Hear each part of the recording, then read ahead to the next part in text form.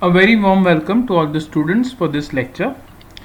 This is part 2 of the previous lecture in which we had seen an introduction to grammars, and we had also seen what are the different components of any grammar. So set of non-terminals or variables, set of terminals, start symbol, and the set of production. These are the 4 components of any grammar. Further, we had seen a case study on the grammar that we are addressing in the first unit, that is called as regular grammar, and we had seen what is a regular language in terms of the grammar.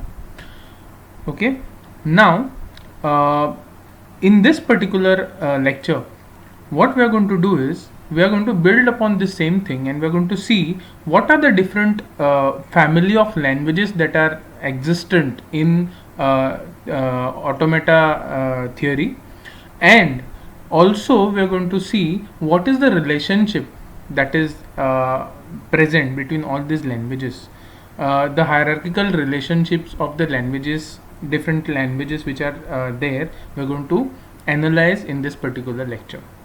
So without wasting time, let us see the hierarchy of formal languages. Now in formal language theory, there are various languages. For example, we have recursively enumerable language, we have context sensitive language, we have context free language, and we have regular language. Now one way of exhibiting relationship between these family of languages is by using Chomsky hierarchy. In 1956, okay, he came up with a hierarchy of different languages. So it was also named after Marcel Paul Susenberger, who played a crucial role in the development of theory of formal languages. Now Chomsky, he provided the initial classification into 4 different types of languages. Remember that every grammar has those same 4 components. Then what is that one thing that distinguishes different grammar? Okay, grammars, they put some restriction on their production. Now what kind of restriction? Whether it is a strict restriction, whether there is no restriction, or there is a loose restriction, this is what classifies a grammar into one of those 4 types.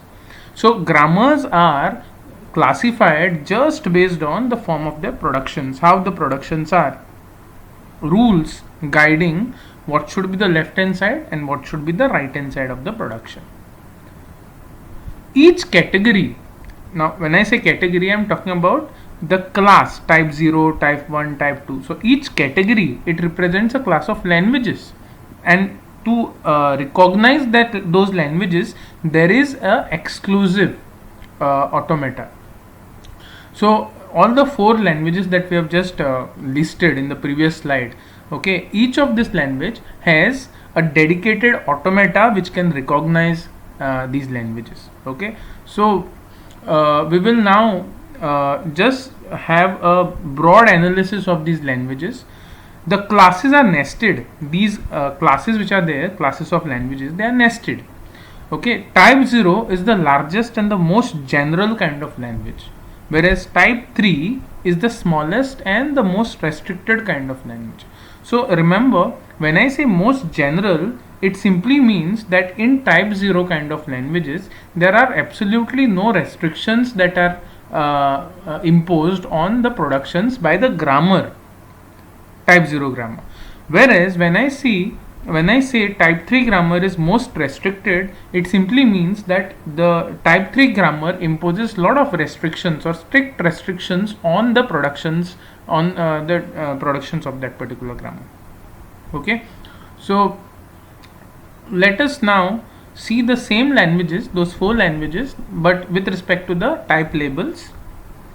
So we have recursively enumerable language, which is given type 0. So this is that most general language which does not impose much or absolutely no restrictions on the productions. So we have recursively enumerable language with type 0, context sensitive language with type 1. Now this language, the grammar of this language imposes some restrictions on the productions, okay, minor restrictions. Then we have context free language, which is categorized under type 2. Now as you can see, the grammar of this language, it imposes slightly more restrictions on the productions of the grammar. And finally we have regular language as type 3. I said already that this regular language or type 3 grammar, these are the most restricted. That means maximum restrictions are imposed on this grammar, but on the productions, on its own productions. Okay.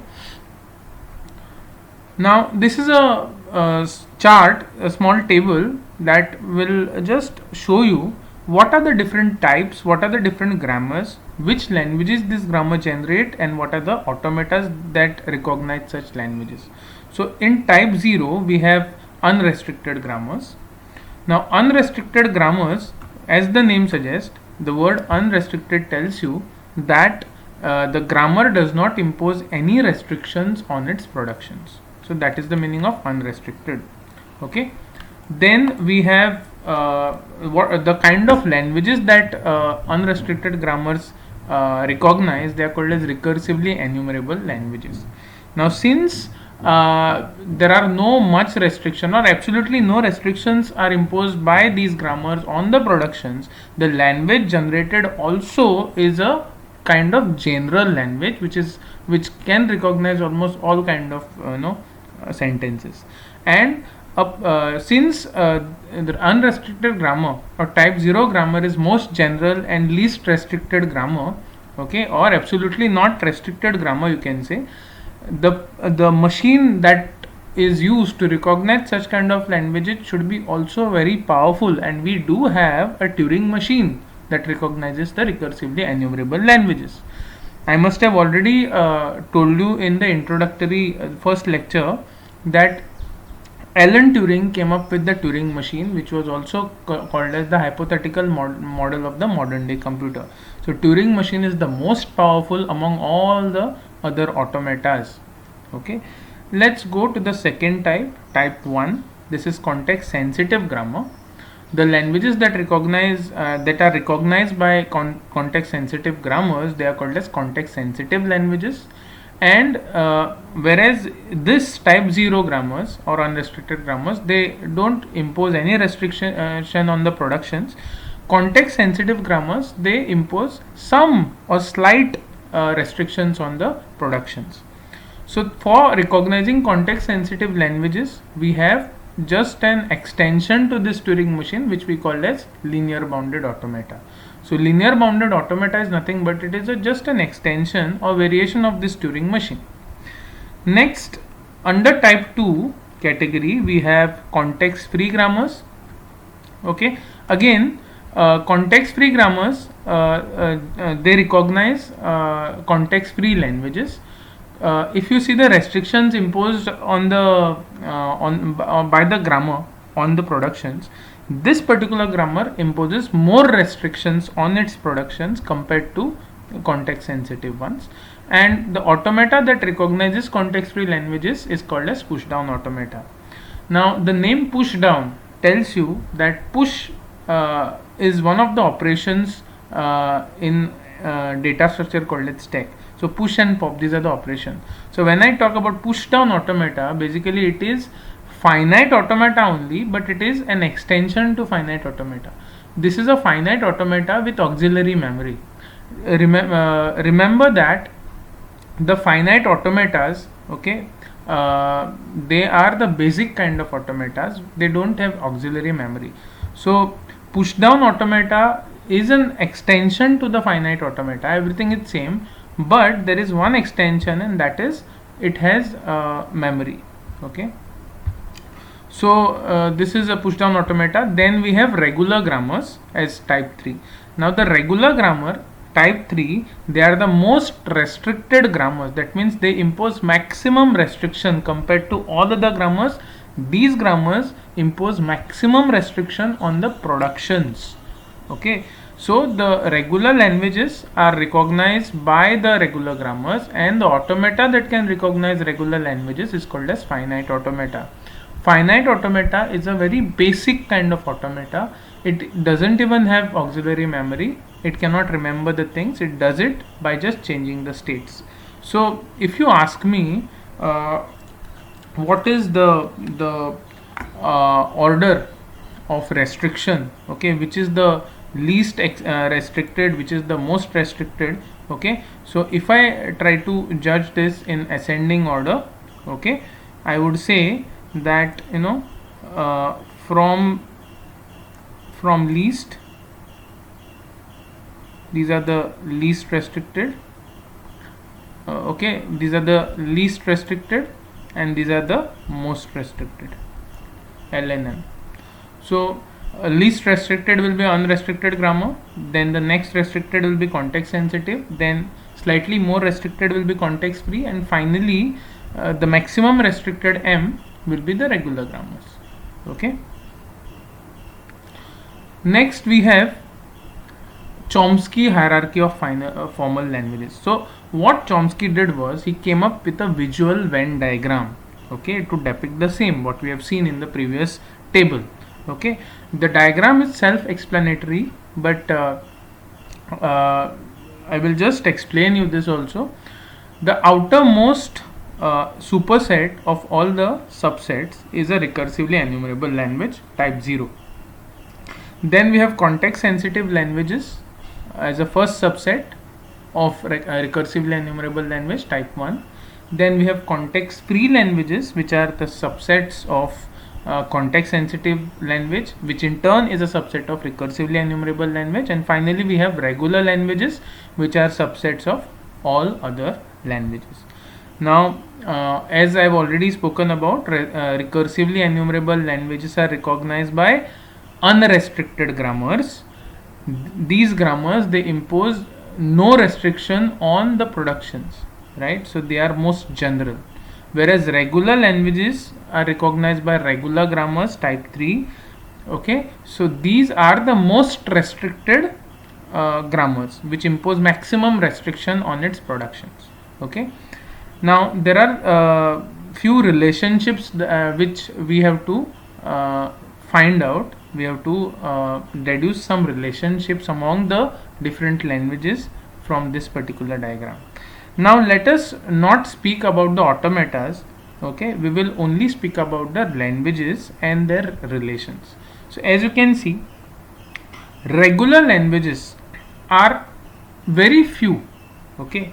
So in the formal language theory, okay, out of all possible languages which are existent, regular language, it occupies a very less space. There are few regular languages, okay, and apart from that there are other languages which are not regular. Coming to the context free languages, context free languages also are the next subset, but note that context free language is a superset of regular language. So I can just make a statement here: every regular language, okay, is also a context free language. Please note, every regular language is also a context free language, but every context free language may not be or will not be a regular language. Okay, the relationship here will be that every regular language is a context free language. So I will use a relation. Every regular language is a context free language, but every context free language may not be or is not, okay, is not a regular language. This is the first relationship. Okay, now which automata recognizes the regular language? You have your finite automata, or I will just say FA. Which automata recognizes context free language here? You have push down automata, or I will just write PDA. So with respect to the relation that we have seen, it is now clear that finite automata can only recognize the regular languages, and finite automata is incompetent in recognizing any other language. Coming to PDA, push down automata, which is an extension of finite automata, I can now say that PDAs, they can recognize context free languages, they will not be able to recognize context sensitive or recursively enumerable languages, but PDA should be also able to recognize the languages which are recognized by finite automata. So whatever languages which finite automata can recognize, PDA can also recognize, plus it can recognize its own specialized set of languages which are called as context free languages. So PDA can also recognize regular languages and PDA can recognize context free languages. Understood? Now if you go still further, you have context sensitive languages, that is type 1. Okay, context sensitive languages are generated by context sensitive grammars, and the automata that recognizes these languages is called as linear bounded automata or LBA. Linear bounded automata or LBA. Now I have already shown you this relation, so it is obvious that every context free language is also a context sensitive language. Okay, every context free language is also a context sensitive language. In the same way, every regular language is also a context sensitive language. But every context sensitive language is not a context free language, or every context sensitive language is not a regular language. So every context free language is a context sensitive language, but every context sensitive language is not a context free language. Similarly, every regular language is a context sensitive language, but every context sensitive language is not a regular language.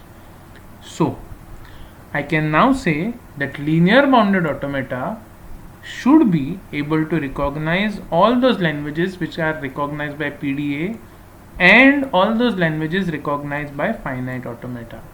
So LBA can recognize context free languages, regular languages, as well as context sensitive languages, but LBA cannot recognize the recursively enumerable languages. Okay, and finally we have recursively enumerable languages, which is the superset of all the other sets. So I can now say that, okay, recursively enumerable languages are recognized by which grammars? Unrestricted grammars. The word unrestricted tells you that there are no restrictions which are imposed on the productions of that particular grammar by the grammar. Now since REL or recursively enumerable language is a superset of all, it is now very obvious, okay, it is now very obvious that recursively enumerable language can recognize context sensitive language, it can recognize context free language, and it can also recognize regular language. Okay, so you can say that every regular language is a recursively enumerable language, every context free language is a recursively enumerable language, and every context sensitive language in turn is also a recursively enumerable language. Plus there are some more set of languages which are not context sensitive, not context free, not regular, which are also part and parcel of this recursively enumerable set. But you cannot say that every recursively enumerable language, okay, is a context sensitive. So you cannot say, okay, you cannot say, I think I have shown the wrong arrows. Okay, this arrow actually means every recursively enumerable language is context sensitive. So every recursively enumerable language is not context sensitive, every recursively enumerable language is also not context free, and every recursively enumerable is also not a regular language. But ulta is true, that means every context sensitive language is a recursively enumerable language. Similarly, every context free language is a recursively enumerable language, and every regular language is a recursively enumerable. Now the arrows are correct. Okay, so all these are in turn subsets of recursively enumerable language, plus there are more languages which are not context sensitive, which are not context free, which are not regular, that special set is also a recursively enumerable language. So the relation from this side to this side is possible, but every recursively enumerable language is not context sensitive, is not context free, is not regular. Now it looks proper. Okay, so now coming back to the automata that recognizes. Okay, so for recursively enumerable language, the automata that recognizes recursively enumerable is language is called as Turing machine. So now when you talk in terms of automata called as Turing machine is an abstract machine basically. I can now say that Turing machine is able to recognize all the languages which are recognized by LBA. Turing machine is able to recognize all the languages which are recognized by PDA, and it is also able to recognize all the languages recognized by finite automata. So Turing machine can not only recognize context sensitive languages, context free languages, regular languages, plus there are some more languages which are not context sensitive, not context free, not regular, which come under a special category called as recursively enumerable. Those also Turing machine can recognize. So this shows you the power of Turing machine. So that's why I said in the previous slide also that Turing machine is a you can say is a leader among all the automatas. Okay, Turing machine is the most powerful among all the automatas. It can recognize, it can do the work that can be done by any other automata, right? So this is the power of Turing machine. Let's go further. So whatever I said orally, Noam Chomsky shows you the same thing with respect to the Venn diagrams. So this is the hierarchy of the languages that we have, and this is the hierarchy of automatas recognizing those languages.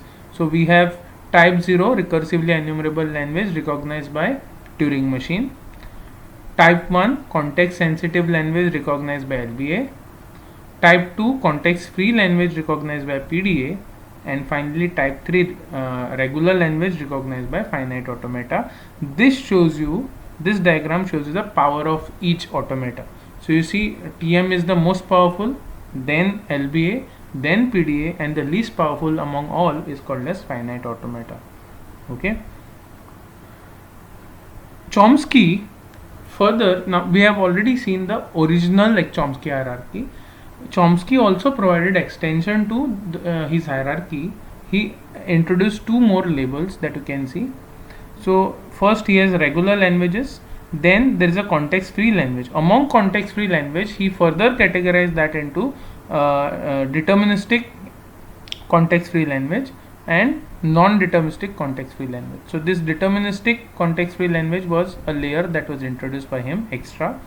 Also outside recursively enumerable, there is also something called as a recursive language, RL, that happens to be the superset of all. Even it is a superset of recursively enumerable language. Okay, now what is the difference between recursively enumerable and recursive language? We are going to see this shortly after I complete something called as the properties of regular languages. Just after doing the properties of regular languages, I will come to this point and I will show you the difference between the two. Okay, so for now, just remember that extended Chomsky hierarchy is nothing but the original Chomsky hierarchy with two more layers introduced, that is recursive language and deterministic CFL or context free language. Okay, let's move ahead. Now we have already seen the entire hierarchy, and we have also examined what relationships are existent among different languages, or what are the relationships that are existent between different automatas that recognize the languages. So now is the time, every time I said, even in the beginning I said, grammars are all same, they have the same four components, but they are classified based on the type of restrictions that are imposed on the productions of that grammar. So now let us go in depth and see what are those restrictions which are put on each of these grammars. So let us first examine type 0 languages which are recognized by unrestricted grammars. So in the Chomsky hierarchy, the superset of all in the Venn diagram, the outermost layer is that recursively enumerable languages. So let us know more about what are these recursively enumerable languages. Okay, now they include all formal grammars.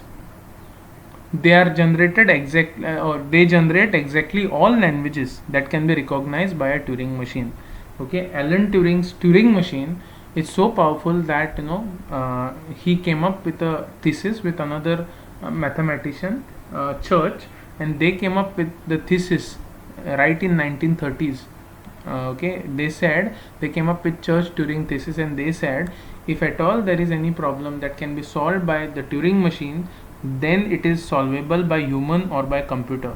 But if there is any problem which is not solvable by my Turing machine, that problem is not solvable or cannot be solved neither by computer nor by human being.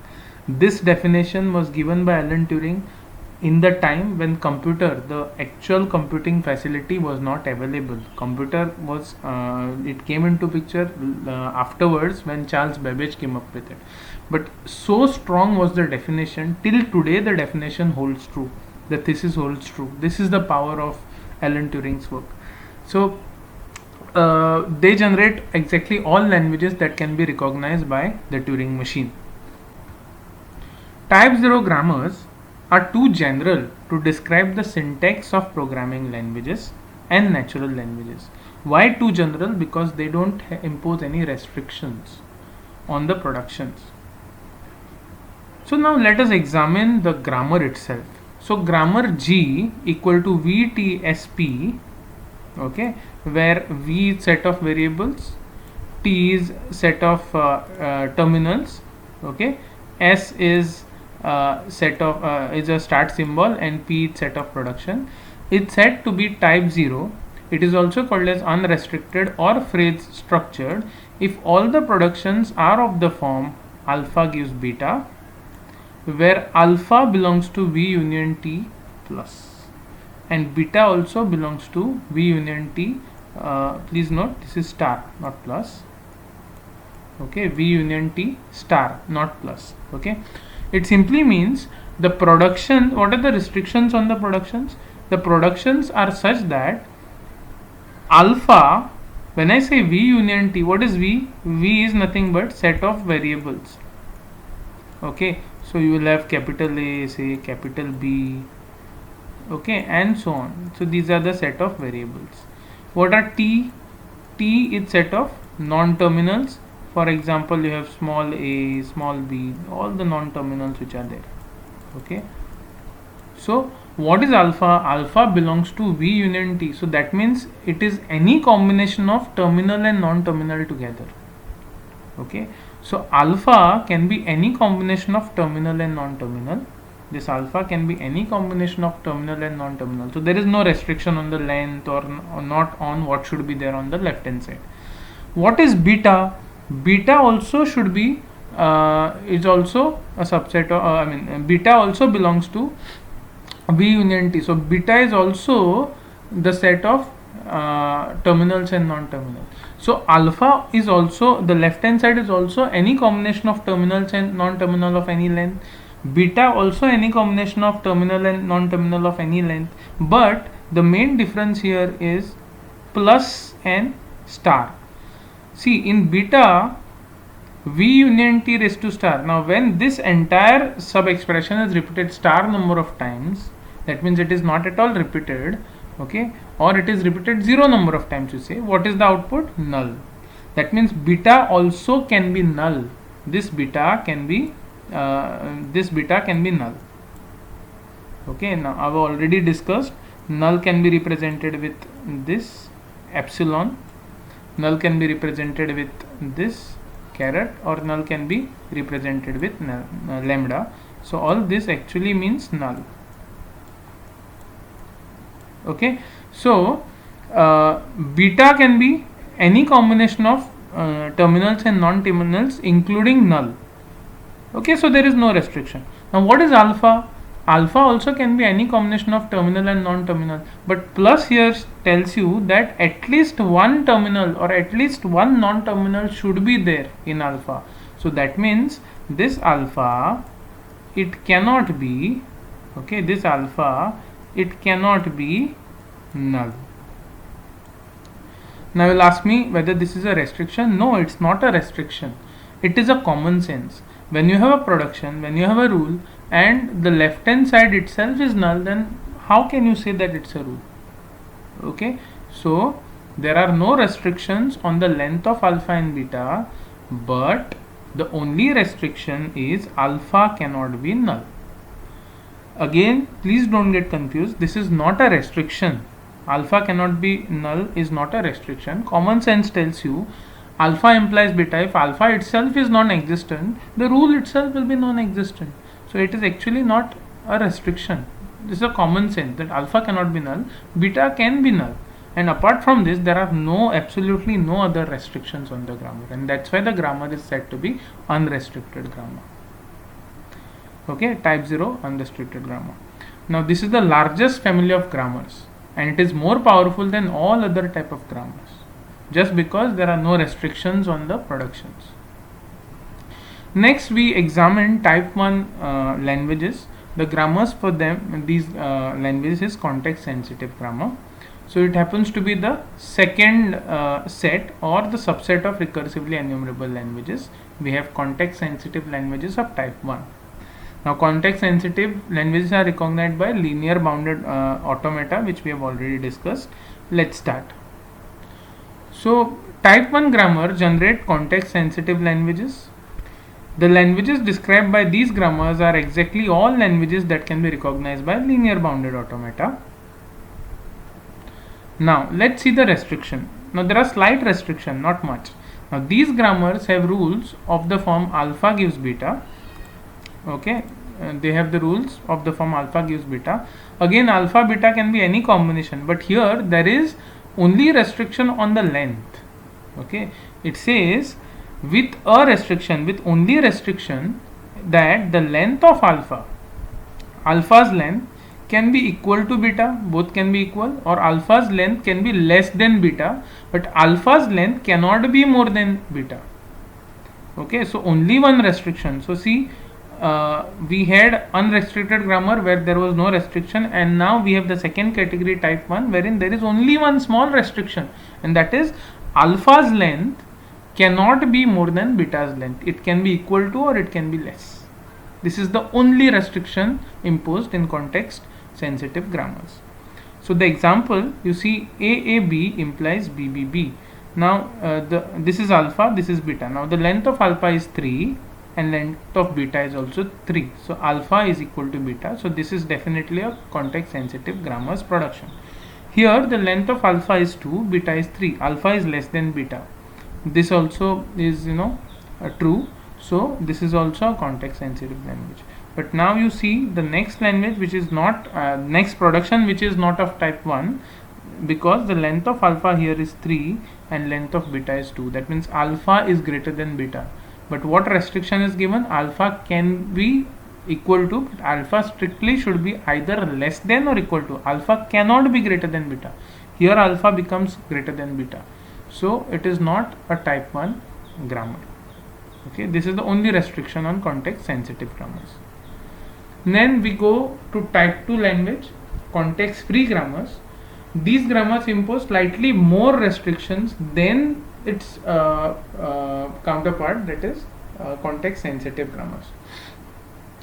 So context free languages or type 2 languages, okay, these grammars have rules of the form, again alpha gives beta. Now here the restriction is that, okay, alpha should be a single non-terminal and beta can be, again see, any combination of terminal and non-terminal, and it can also be null.